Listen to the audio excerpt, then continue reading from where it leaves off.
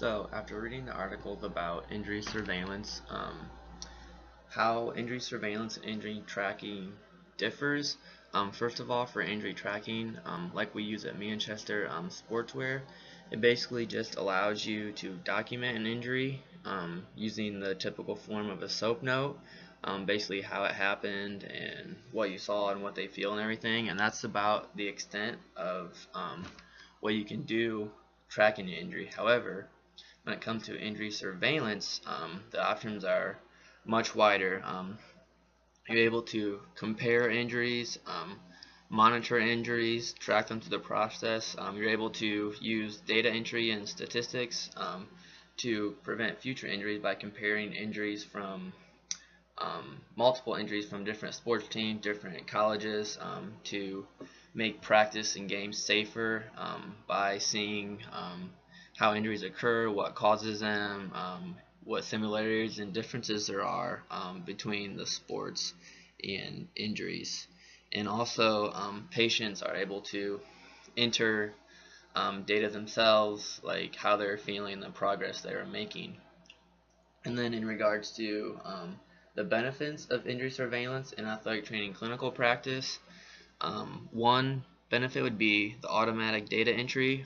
That would save athletic trainers time by the athletic trainers only have to enter the number of exposures and the number of injuries, and then after this the injury surveillance system automatically updates and builds off of that from that data entered. So time would be a big benefit, and then another benefit would be the patient-oriented outcomes instruments. So this is, in essence, lets you have an idea of the effectiveness of the treatments that are being provided by kind of a day-to-day progress of how the patients are feeling, the outcomes, whether they're improving or not improving.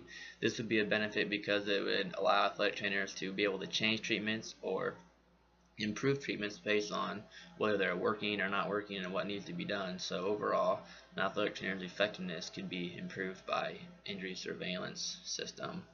And then the last question, what barriers that I perceive with the injury surveillance software is possible expenses, as some athletic training facilities or athletic trainers may not have the funds or expenses to obtain injury surveillance systems, so that right off the bat would be a negative.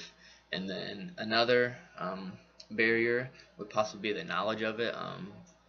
Before now this class, I was not even aware of injury surveillance systems, and that may be the case for other athletic trainers. They may not be aware that it's out there, and even if they are aware of it, they may not be familiar with how it works, how to use it, and so that may prevent them from using it, and they may just stick with the typical SOAP note or injury tracking software.